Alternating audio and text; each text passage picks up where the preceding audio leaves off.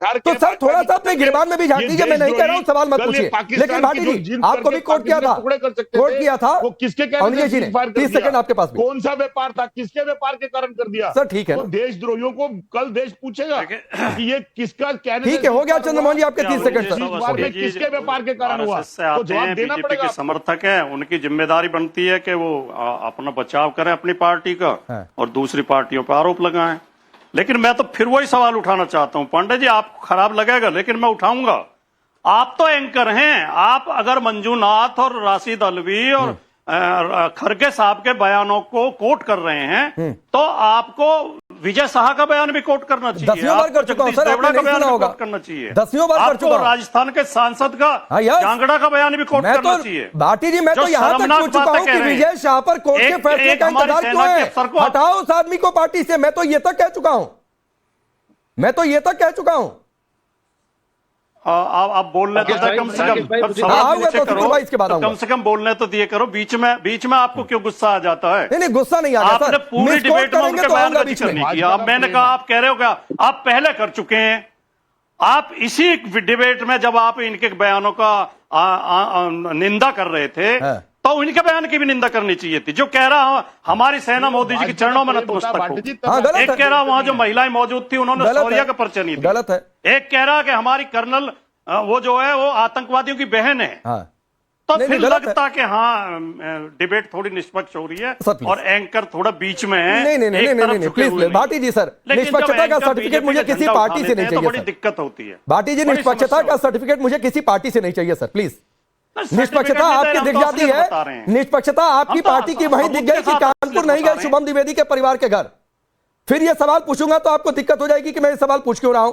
तो सर आप निष्पक्ष खुद नहीं है तो निष्पक्षता की बात मत किया करिए सर प्लीज। चलिए तौसीफुर भाई आप बोलिए, आपके 30 शब्द जिन्हें आप बोल रहे हैं। नहीं वो आपको लगेगा सर, आपके और दूसरे लोग जो सवाल उठा रहे हैं वो किसके शब्द है मैं नहीं जाना चाहता हूं। तौसीफुर भाई 30 सेकंड आपके। देखिए राकेश भाई, ऐसा है, अवस्थी जी वहां पर बैठे हैं, मुझसे बहुत ही सीनियर हैं और मैं उनको बस जवाब देना चाहता हूं। वो कह रहे थे कि इन सारे चेहरों को देख लीजिए, आप याद रखिएगा। ये बेशक इतने बड़े चैनल में बैठे हैं, सौभाग्य हमारा कितने बड़े नेशनल टेलीविजन में बैठकर बात कर रहे हैं। अवस्थी जी हमारे साथ हैं। पर सर देखिए, अटल बिहारी वाजपेयी जी जो थे उनके शासन में एक ऐसे ही कुछ अटैक हुआ था, उन्होंने एक स्पेशल सेशन रखा था। तो हम सिंदूर ऑपरेशन में तो कोई सवाल नहीं कर रहे हैं और ना करना भी चाहिए, हमें गर्व है सिंदूर ऑपरेशन को लेके। स्पेशल सेशन बैठा था, अगर उस स्पेशल सेशन के लिए अगर हम डिमांड कर रहे हैं हमारे पार्लियामेंट मत करिए स्पेशल सेशन की डिमांड और सिंदूर पर फेक न्यूज पर कुछ बोल देना, दोनों अलग चीजें हैं। ऑपरेशन सिंदूर हुआ ही नहीं और स्पेशल सेशन की डिमांड दोनों अलग चीजें हैं। उनको ज्ञान में दीजिएगा। और एक और बब्बर शेर है भारतीय जनता पार्टी के, जो सांसद भी रहे हैं, मिनिस्टर भी रहे हैं, वो भी क्या कह रहे हैं सुन लीजिए। 5 विमान गिरे हैं। ये कौन है? वो अपने कद में नरेंद्र मोदी से भी बड़े सुब्रमण्यम स्वामी, जो विदेश मंत्री भी रहे हैं, भारतीय जनता पार्टी की सरकार में सांसद भी रहे हैं और राज्यसभा भी रहे हैं और आइडियोलॉजिकल भी रहे हैं। और 5 बीच में नहीं, आप लोगों को जानकारी नहीं है। समझ जाओ। जब और आज आपने चाइना वाले आका को बोलो, आपको सबूत देगा। माल को गलत आप चाइना के अपने आकाओं को बोलो, आपको सबूत देंगे जो चाइना में आपके आका बैठे हैं। अरे मेरे जो आपसे ये सब बकवास कराते हैं यहाँ लाकर, कर रहे हैं आज जो आकर ये सब बकवास आपसे कराते हैं चाइना के आका आपसे। सुब्रमण्यम स्वामी किनके नेता है? विदेश मंत्री अरे मैं तो आपके इंटरव्यू में आपके नेता ने चाइना को मुठा काट कर दिया था और आप इस डिबेट में आकर उसी मुठे को चूसकर चाइना का बख्यात करते हैं। यहाँ पर ये जो आप बार बार झूठ बोलते हैं और झूठ बोलते हैं, और मैंने आज के जमाने में अगर एक भी विमान गिरा होता है तो सैटेलाइट पकड़ते नहीं उसको, सैटेलाइट उसको दिखाते नहीं क्या? वो चुपचाप पाकिस्तान चले जाते हैं। आप ही के प्रधानमंत्री बस पे बैठ के पाकिस्तान चले जाते हैं। आप ही के डिप्टी प्राइम मिनिस्टर जाके आपने तो आतंकियों के अपने घर में लाल कारपेट बिछाकर उसका स्वागत किया। मतलब आप देश के साथ गद्दारी नहीं करो, स्वागत किया। अच्छा एक बात चंद्रमोहन जी आरपी सिंह एक मिनट चंद्रमोहन जी एक मिनट। सर आपको सुब्रमण्यम स्वामी की बात पर ज्यादा भरोसा हो गया, आर्मी की बात पर ज्यादा भरोसा नहीं हुआ। ठीक है, आपको आतंकी मरे, आपकी पार्टी को इस बात का सबूत चाहिए, लेकिन राफेल गिरे इस बात का सबूत नहीं चाहिए। आपकी पार्टी के नेता नहीं रुक जाइए सर, आप बब्बर शेर की बात कर रहे थे ना, तो के मंजूनाथ को कौन सा बब्बर शेर कहेंगे जो कह रहे हैं कि ऑपरेशन सिंदूर कुछ नहीं हुआ है, 3-4 फाइटर जेट उड़कर आ गए। राशिद अलवी ऑपरेशन की विश्वसनीयता पर सवाल उठा चुके हैं। उदित राज कह रहे हैं ऑपरेशन सिंदूर क्यों कर दिया, मल्लिकार्जुन खड़गे कह रहे हैं छिटपुट युद्ध है। ये कौन से बबर शेर है, मुझे बता दीजिए, फिर मैं उन्नीस जी के पास जा रहा हूं।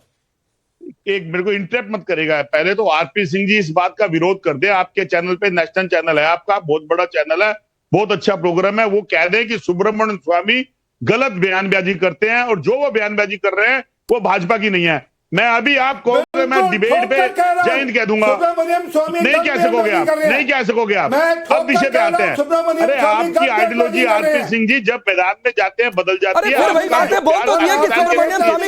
आपका जो पाकिस्तान के, अरे चंद्रमोहन जी, चंद्रमोहन जी, आरपी सिंह ने कह दिया कि सुब्रमण्यम स्वामी गलत बोल रहे हैं। करते हैं अब यशवंत सिन्हा। अरे चंद्रमोहन जी, यशवंत सिन्हा, अरे चंद्रमोहन जी, सिन्हा जी ने क्या कहा? चंद्रमोहन जी, अरे सुनिए, यशवंत सिंह सुनिए भाई, वो किस पार्टी में है और कहां उनकी लॉयल्टी है, वो बात की बात है। विदेश मंत्री हैं वो भी। अरे सुनिए ना सर, सरकार में, अरे तो आपकी पार्टी के भी मंत्री है शशि थरूर, सुनिए जाकर क्या कह रहे हैं, सलमान खुर्शीद क्या कह रहे हैं, मनीष तिवारी क्या कह रहे हैं, पानी पी पी के जाकर सुन लीजिए। सिंह जी, मैं अवनिजेश जी को लाता हूं। नहीं,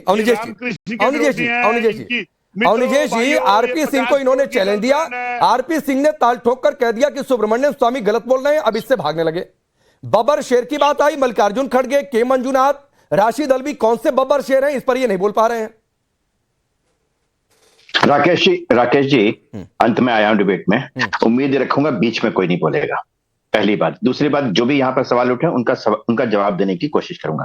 पहली बात तो चंद्रमोहन जी से मैं वाकई कहता हूं कि मैं सुब्रमण्यम स्वामी की बात पर, राफेल पर विश्वास करता तो नेशनल हेराल्ड पर भी विश्वास कर लीजिए। ये तो नहीं हो सकता ना, सुब्रमण्यम स्वामी राफेल के बारे में तो सच बोल रहे हैं, नेशनल हेराल्ड के बारे में गलत बोल रहे हैं, ये तो झूठ नहीं हो सकता ना।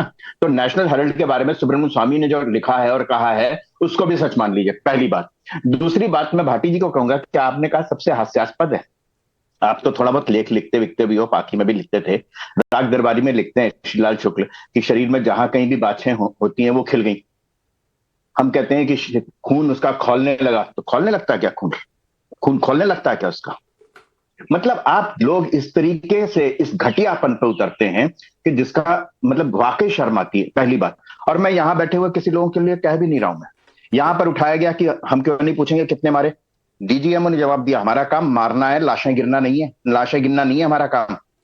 सैनिक जब मार के आता है ना तो वो ये नहीं देखता 3 मार दिए 2 और मार दें, कितने मारे अभी इतने और मार दें।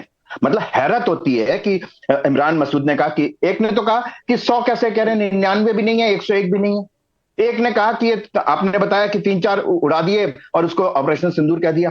सबसे घटिया बात जो हुई, ये बताइए कि कांग्रेस के एक नेता ने ये कहा कि 5,000 के ड्रोन के लिए 5 लाख की 15 करोड़ की मिसाइल दाग दी। ये फैसला कौन करता है? सेना करती है ना। तो आपने किसका अपमान किया?